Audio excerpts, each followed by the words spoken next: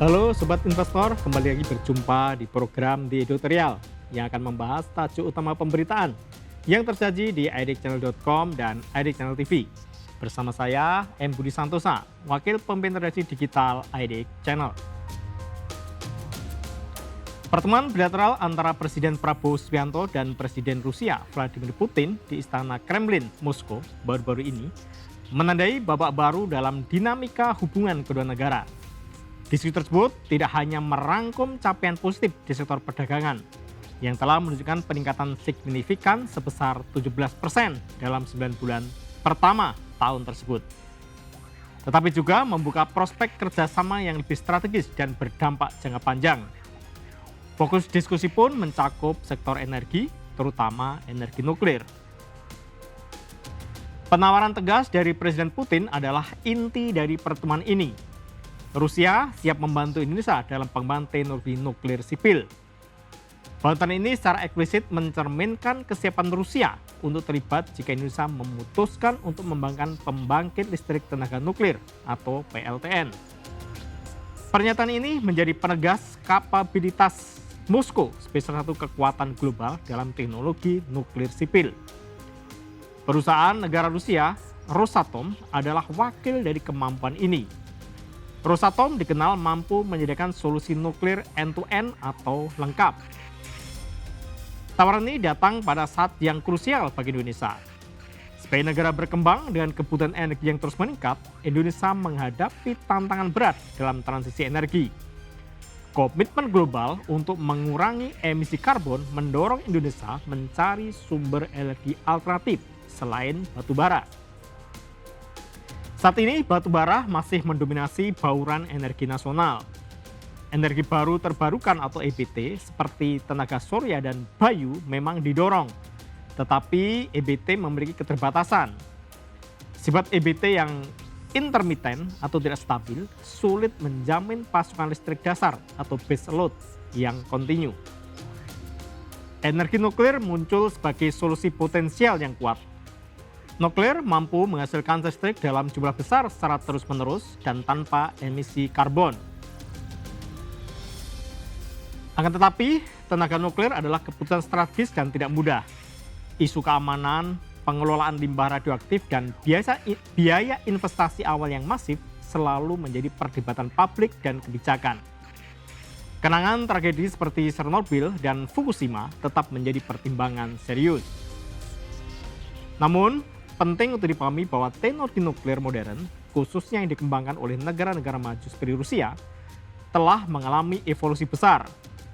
Reaktor generasi triplus dan reaktor modular kecil atau small modular reactor SMR menawarkan desain yang lebih aman. SMR juga lebih fleksibel dan cocok ditempatkan di wilayah kepulauan Indonesia. Rosatom, perusahaan nuklir Rusia, memiliki rekam jejak yang kuat dalam membangun PLTN di berbagai negara dunia. Kepakaran mereka melingkupi seluruh siklus nuklir, mulai dari pengayaan uranium, desain dan konstruksi reaktor, hingga pengelolaan bahan bakar bekas. Jika Indonesia menerima tawaran ini, kerjasama tersebut berpotensi meliputi transfer teknologi, pembangunan infrastruktur, dan pelatihan sumber daya manusia atau SDM. Rosatom dapat menyediakan paket lengkap yang memudahkan Indonesia memulai program nuklirnya. Adopsi teknologi nuklir juga akan menempatkan Indonesia pada peta ketahanan energi global. Dengan demikian, kerjasama ini juga harus dinilai dalam konteks geopolitik global. Indonesia harus memastikan bahwa setiap proyek nuklir memenuhi standar keamanan internasional yang sangat ketat. Badan Energi Atom Internasional atau IAEA akan menjadi rujukan utama regulasi. Meskipun Rusia adalah mitra tradisional, terutama di sektor pertahanan, Indonesia wajib melakukan studi kelayakan yang komprehensif. Tawaran Rusia mungkin juga perlu dibandingkan dengan opsi teknologi dari negara lain seperti Amerika Serikat, Korea Selatan, ataupun Cina. Pemilihan mitra dan teknologi sangat menentukan kesuksesan dan penerimaan publik terhadap program energi nuklir nasional. Selain isu nuklir, pertemuan Prabowo dan Putin pada Rabu 10 Desember itu juga menguatkan kerjasama di sektor lain. Kedua pemimpin membahas potensi di bidang pertanian, industri, pariwisata, dan pertahanan. Isu gandum dan kemungkinan kerjasama perdagangan bebas dengan Eurasian Economic Union atau EAEU menegaskan upaya diversifikasi hubungan ekonomi.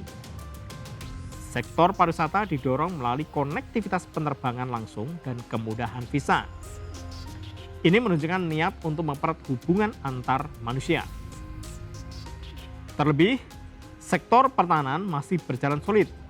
Putin menyoroti kerjasama teknis militer yang baik.